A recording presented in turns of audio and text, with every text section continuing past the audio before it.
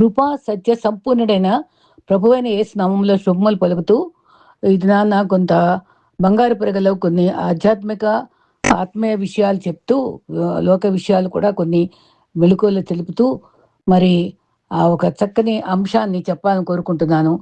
ప్రభావితం చేసే ప్రభావము ఏ ఏ రీతిలుగా ఉందో బైబిల్ రెఫరెన్సెస్లో మరి చెప్తూ, మరి తుమ్మ కర్రను దేవుడు మందిరానికి ఉపయోగిస్తూ మరి ఆ, మ్, అది ఎందుకు బంగారపు పూత పూసి ఉపయోగించాడు అనే అర్థం వచ్చే రీతిగా అది కూడా కొంచెం మీతో వివరంగా చెప్తాను. అయితే మరి ఈ ఆధ్యాత్మిక ఆ, తలంపులతో మనం మొదలు పెడితే, స్త్రీ ప్రభావం గురించి జ్ఞానవంతురాలైన ఇల్లు కడుతుంది కదా. ఓ తల్లి ప్రభావము, ఆమె ప్రార్థన కంటే ఎత్తుగా ఎదగదు, కానీ ఈ ప్రార్థన ప్రపంచాన్ని కూడా కదిలిస్తుంది కదా. నీ మాట కంటే నీ జీవితమే గొప్ప ప్రభావం చూపిస్తుంది. ప్రభావం కంటే గట్టిగా అరవటం కాదు, నిశ్శబ్దంగా వెలుగు నింపటం. ఒక ప్రభావం చాలు ఒక కుటుంబాన్ని, ఒక తరాన్ని మార్చడానికి. పరిశుద్ధాత్మ మీదకి వచ్చిన శక్తి అంటారు. మనిషి మరి ప్రభావము తాత్కాలికము, కానీ దేవుని ప్రభావము శాశ్వతం. ఆత్మీయ ప్రభావము, స్పిరిచువల్ ఇన్ఫ్లుయెన్స్. తల్లిగా ప్రభావము, బాధ వల్ల వచ్చే మరి ప్రభావం కూడా ఉంటుంది. వినయముతో విరిగిన హృదయం పైనే దేవుని కృప అత్యంత సమృద్ధిగా దిగి వస్తుందని ఆండ్రూ మూరే అన్నారు. మన జీవితం ఎంత సంక్షిప్తంగా కనబడినాను, దేవుని జ్ఞానం ఎన్నడూ తడబడదు.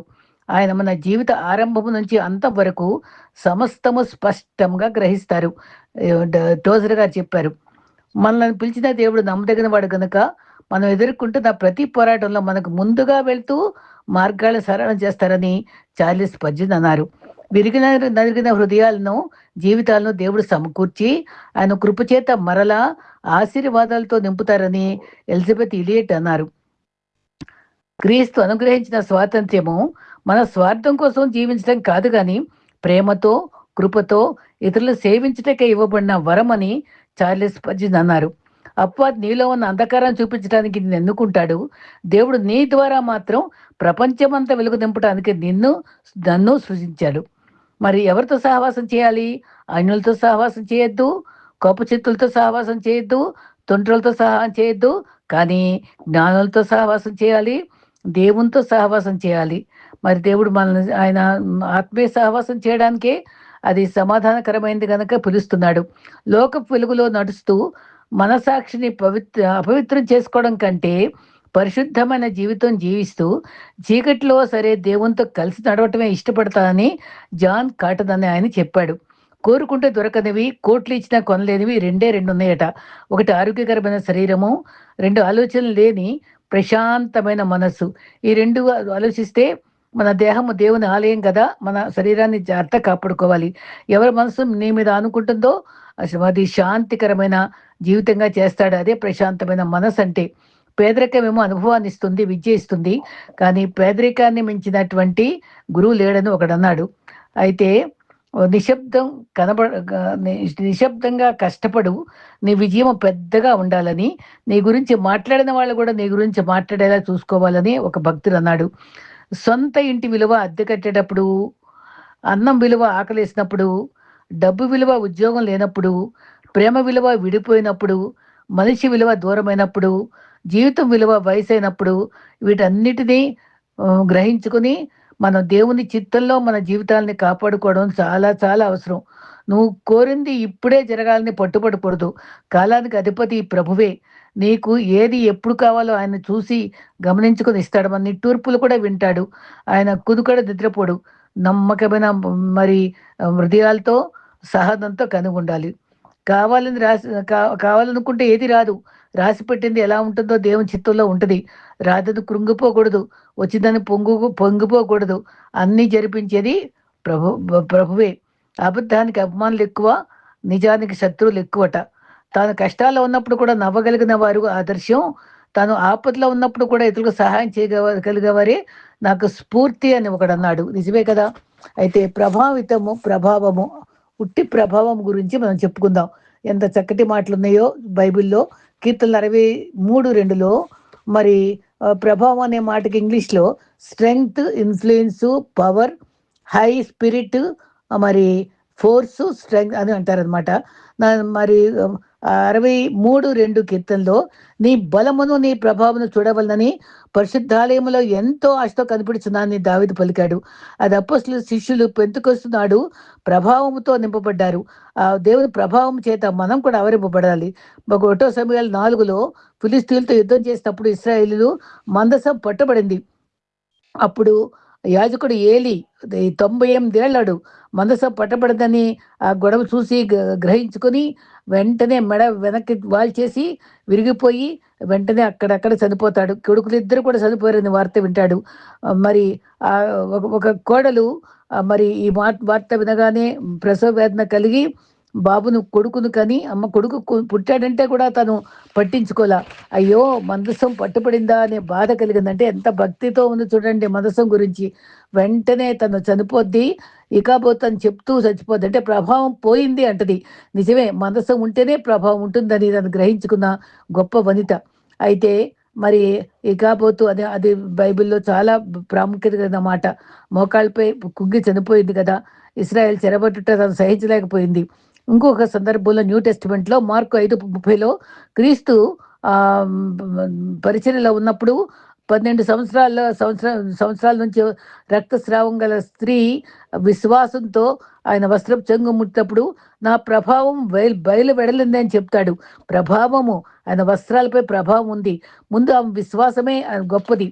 అయితే క్రీస్తు వస్త్రపు చెంగు ముట్టిందని కదా, విశ్వాసం ద్వారా స్వస్థ పొందింది. అయితే కీర్తనలో 93:1లో యెహోవా రాజ్యము చేయుచున్నాడు, ఆయన ప్రభావమును వస్త్రముగా ధరించాడు. చూసారా, ఆయన అది కీర్తనలో చెప్పింది కాబట్టి వస్త్రమును ప్రభావముగా, మరి ప్రభావమును వస్త్రంగా ధరించాడు కాబట్టే ఆవిడ ఆత్మీయంగా గ్రహించుకుని ఆ ప్రభావం కొరకు వస్త్రాన్ని ముట్టుకుంది కదా.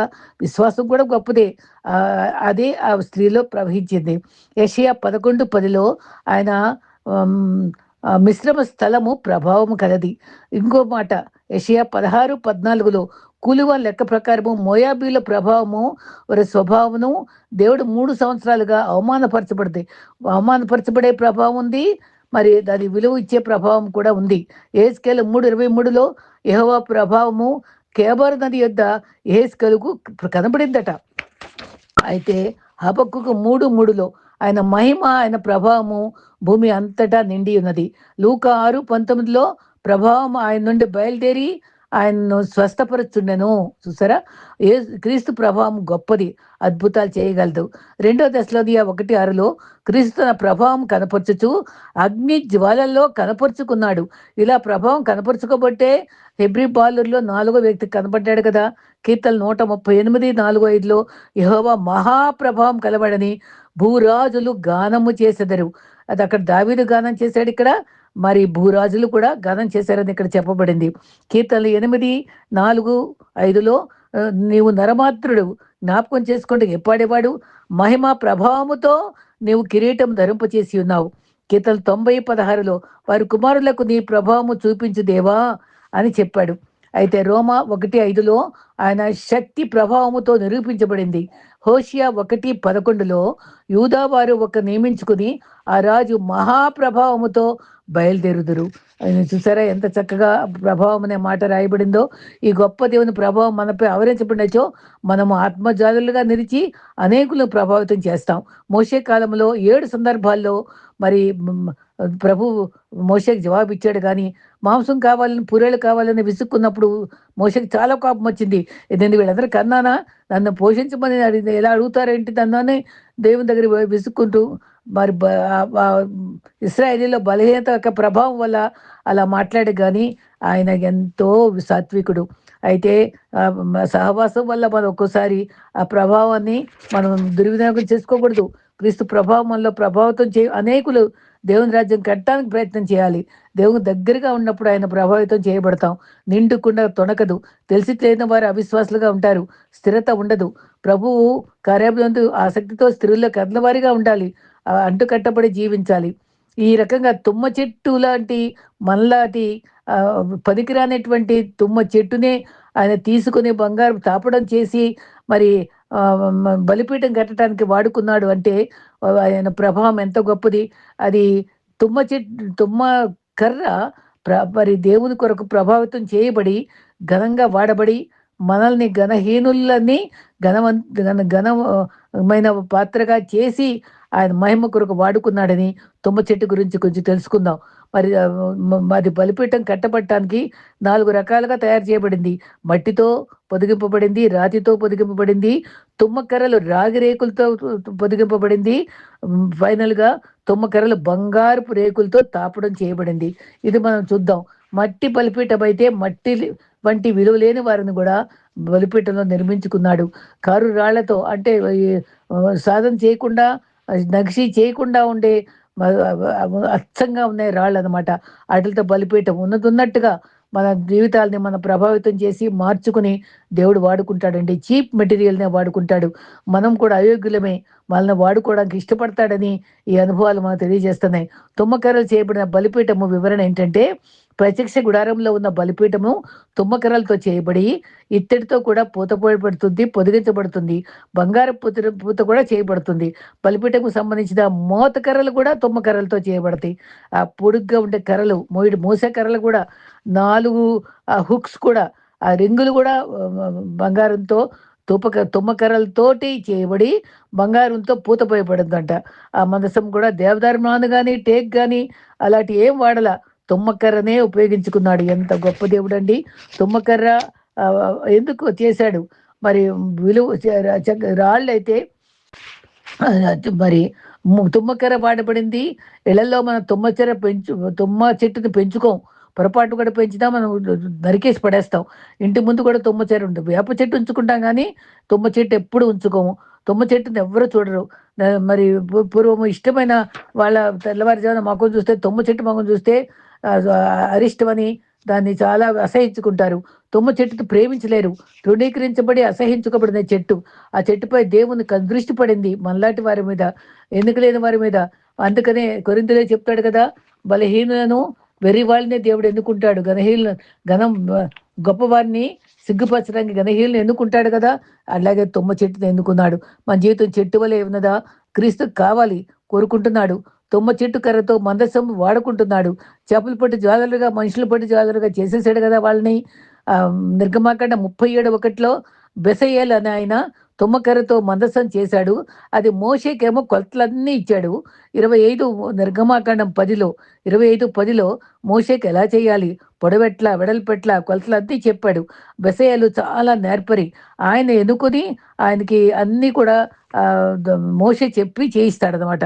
ఆ తుమ్మకర్రనే వాడారు. ఎందువల్ల అని గమనించుకుంటే, తుమ్మ చెట్టు పాలస్తీనా ఎడారిలో, ఐగుప్తు ఎడారిలో కూడా, ఈజిప్ట్ ఎడారిలో పెరుగుతుంది. ఈజిప్ట్లో వీడు చాలా జాతులు ఉంటాయట. కలపతో వంట చెరుగ్గా వాడేవాళ్ళు, కట్టెల పొయ్యిలో వాడుకునేవాళ్ళు. దానికి విలువలే దేవుడు ఇచ్చాడు. ప్రాముఖ్యమైన మందసము భూమి మరి ఊరికే అంటే నల్లగా ముళ్ళులతో ఉంటుంది అక్కడ బీడుల్లో. అక్కడ అక్కడ అటువంటి వాళ్ళని కోరుకున్నాడు. నిర్గమాకాండ 38:1 తుమ్మకర్రతో దహన బలిపీఠం తయారు చేస్తారు. తుమ్మ చెట్టు వంటి వారమే మనం. తుమ్మ చెట్టు నరకబడాలి, అది తగ్గించుకోవాలి, అది చాలా సాఫ్ట్ చేయబడాలి, దానికి చాలా పదును చేయబడాలి. కొమ్మలు పెట్టి అది దాని తోలంతా పైదంతా తీసేసి అంతగా నల్లగానే ఉంటుంది. కానీ కొంత ఆకారం వచ్చి అది పొడవు వెడల్పు ఎత్తు వచ్చేటట్టుగా దాన్ని షేప్ చేస్తారు. దానికి 2.5 మూరల పొడవు, 1 వెడల్పు, 1.5 మూరలు ఎత్తు కలిగినటువంటి కొలతలు చెప్పాడు అనమాట. ఎఫ్ఎస్సి 3:8 మరి పౌలు చక్కగా ప్రేమ గురించి చెప్తూ, నీ ప్రేమ పొడవు వెడల్పు ఎత్తు తెలుసుకోవాలని పౌలు చెప్తూ, అది సంపూర్ణత అని వేరుపారి ఉండాలి. దూషించే వారిని ప్రేమించడానికి లోతు తెలియాలి. ఆ ప్రేమ వాక్యం అనే వాడిగల ఖడ్గంతో చెక్కబడి మనల్ని సరిచేస్తాడు. మన తుమ్మ చెట్టు వాళ్ళని సరిచేయాలి, మనల్ని వాక్యానికి లోబడాలి. తుమ్మకరకు బంగారంతో తొడుగు పొదుగుతారు. దాన్ని దాని బలిపటుగా మారిపోతుంది. ప్రతి ఒక వ్యక్తిని దేవుడు ఏర్పరచుకుంటే అనేకులకు ఉపయోగకరంగా మారుతాడు. తుమ్మ కర్ర కూడా అలాగే ఉపయోగపడింది. బలమైన ఆయుధంగా మారగలము, పవిత్రగల స్థితిగా మలుచుకోగలరు దేవుడు. 2 సమూయేలు 6:11 గిత్తీయుడగు ఓబేదేదోము ఆ ఇంటిలో మందసం ఉంచినప్పుడు ప్రతి ఇంటిలో ప్రతి వ్యక్తిని ఆయన దీవించడం జరుగుతుంది. క్రీస్తుని ధరించుకున్న మనము విలువైన వారిగా మారుతాం. వారింటి వారందరికీ దీవెనకరంగా ఉన్నాడు. ఎన్నిక లేని తుమ్మకర్ర, కృంగిపోయిన వారికి ఆదరణ, గొప్ప పాఠాలు నేర్పేది తుమ్మకర్ర. విరిగి నలిగిన జీవితాలను ప్రయోజనకరంగా మారుస్తుంది. రక్షణతో పాటు సత్యంను గురించిన అనుభవ జ్ఞానంతో క్రీస్తు స్వరూపులోనికి మార్చేది మరి క్రీస్తే. మన మనసులో మన మనోవేదనలతో ఉన్నామా, ఆయన స్వరము మనం ఆయన స్వరాన్ని మన స్వరంతో వాడుకొని మనల్ని తుమ్మకరను వాడుకున్నట్టుగా దేవుడు మనం హెచ్చించే దేవుడు. సందేహపడకుండా నమ్మాలి. ఎఫెస్ 28లో నేను వారితో నివసించినట్లుగా మందిరంలో మందసాన్ని తుమ్మకరతో చేయాలని చెప్పడం మనం గమనిస్తాం. తుమ్మకర వాడాలన్నారు. విలువలేని తుమ్మకరనే ఎన్నిక చేసి మనసంగా మార్చాడు. విరిగి నలిగిన స్థితిలో ఉన్న ఉన్న మనల్ని దేవుడు దృష్టించి ఎన్నుకుంటాడు. తుమ్మకరకు బంగారం పొదగబడిన తుమ్మకర అని పిలువపడితే ఇక నుంచి బంగారమే కనబడుతుంది. మందసమని పిలుస్తారు. మన పేరు మారిపోద్ది. దేవుని కొరకు మోయబడుతుంది. మోతకర్రలు కూడా తుమ్మకరతే వాడబడి బంగారం పోయబడుతుంది కాబట్టి అంత బంగారంతో కనబడుతుంది. దానిలో విలువైన వస్తువులు ఉంటాయి. మందసంలో మన్నా పాత్ర, అహరోను కర్ర, 10 ఆజ్ఞల పలక ఉంటాయి. దేవుడు దిగి వస్తాడు. అనేకులకు ప్రయోజనకరంగా వాడుకుంటాడు. అనేక మంది అవసరాలు తీరుస్తాడు. మానసిక వేదనలో ఉన్న వారికి ఆదరణకే మరి మందస్సం ఎలాగా ప్రత్యక్షంగా ఆయన జవాబులు ఇస్తాడు. దానికోసం ఆ తుమ్మకర్ర వాడుకున్న రీతిగా మనల్ని కూడా వాడుకుంటాడు. ఆయన ఏ స్థితిలో నలిగిపోయామో తుమ్మకర్ర మనసంగా మనల్ని మార్చగలిగిన దేవుణ్ణి మనం స్తుతించాలి. విసుగగా ప్రార్థించాలి. మాటి మాటికి అడగాలి. ప్రార్థన విని జవాబు ఇవ్వగలడు. మన నుండి నిరీక్షణ బోధించగలడు. మరి రోమా 15:4లో బోధ కలుగుట్టుకే ఉన్నాం మనం. తర్వాత 1 కొరింథీ 10:11లో మన జీవితాలు, మన స్వరాలు వెలుగుగా ఇతరులకు ఆదర్శంగా ఉండే రీతిగా ఆయన మలుచుకుంటాడు. కుమ్మరి మంటికి చేసినట్టుగా చేయగలడు. అద్భుతాలు జరిగించగలడు. దేవుని జ్ఞానం లేకుండా ఏమి అనుభవించలేము. రోమా 8:15లో మనం క్రీస్తు వారసులము. విరిగి నలిగిన వారంగా ఆయన మనసు గల వారికి ఆయన ఆసన్నుడిగా ఉంటాడు. మనం ఆయనపై ఇష్టం చూపిస్తూ ఆయనకి అనుగుణంగా ఉండాలి. నిర్గమాకాండ 25 అధ్యాయంలో 23 నుంచి 30 వరకు వివరంగా ఉంది. 2 మూరల పొడవు, 1 మూర వెడల్పు, 1.5 ఎత్తు. అది బంగారం పొదగాలి. 4 బంగారు ఉంగరాలు కూడా చేసి దాని కర్రలు, మోత కర్రలతోటి దాన్ని దూర్చి దాన్ని అంతటి కూడా అది దాన్ని చక్కటి మందసమే అంటారు. కానీ తుమ్మకర్ర అందరూ మోతకర్రలు, తుమ్మకర్రలతో చేసే బంగారం పొదుగుబడి ఉంటుంది కదా. బైబిల్లో ఎన్నో వృక్షాలు ఉన్నాయి. దేవదారు వృక్షాలు, సరళ వృక్షాలు, గొంజి వృక్షాలు. కానీ వాటి అన్నిటికీ విలువ లేదు. కానీ మరి తుమ్మ కర్రకు విలువిచ్చినట్టుగా తెనుగులేంటి మనకు విలువిచ్చాడని తుమ్మ కర్రను ఎన్నుకోవడంలో మనపై ప్రేమను చూపిస్తుంది. ముళ్ళు ఉంటాయి దానికి. ఆ ముళ్ళు అంటే పాపానికి గుర్తు. అవి గుచ్చుకుంటూ నొప్పి కలుగుతాయి. ఎందుకంటే తుమ్మ చెల్లో ముళ్ళు ఉన్నట్టు ఆదాము పాపం మనలో ఉంది. అదంతటి కత్తితో చెక్కేసేసి సాఫీగా చేసి దానికి బంగారం పూసి మనల్ని అందంగా చేసి దాన్ని వాడుకుంటాడు దేవుడు. మందిరం నాకు కావాలి, దరకబడాలి, చెక్కబడాలి, మనం కూడా సరిచేయబడాలి. మనలో ఉండే మొండితనము, గర్వము, అవిధేయత, మనం అనేక పాపాలన్నీ కూడా అన్నీ కూడా సరిచేయబడాలి. అప్పుడు అది వాడబడుతుంది.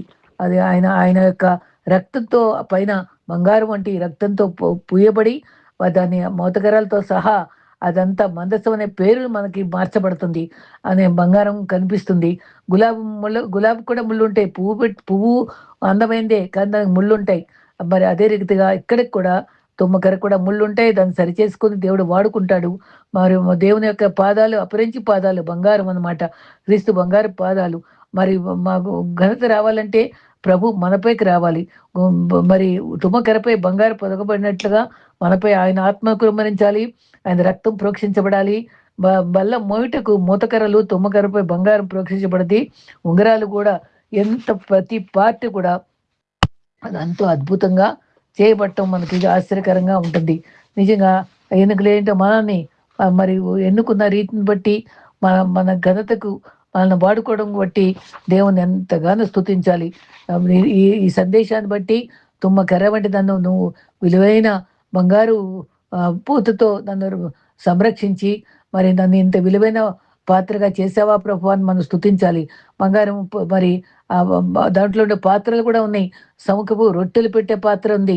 దాంట్లో పెడతారు. దాంట్లో 12 రొట్టెలు బంగారు పాత్రలో పెడతారు. యాజకులు, లేవీలు మాత్రమే తినాలి. నీపై నాపై ఉన్న సన్నిధి రొట్టెలు తినేవారు పరలోక వారసులవుతారు గదా! మన జీవితాలు మేలిం బంగారంగా జీవించేటట్టుగా, పవిత్ర జీవితం జీవించేటట్టుగా, చక్కని ఆశయాలు గల జీవితం జీవించేటట్టుగా మన జీవితాలు మలుచుకొని మన ఎన్నిక లేని మనల్ని ఎన్నుకున్నటువంటి గొప్ప దీవెన కొరకై మనం స్తుతిద్దాం. క్రీస్తు కొరకు నమ్మకమైన పాత్రలుగా వాడబడదాం. మనం చెక్కబడదాం, సహిద్దాం.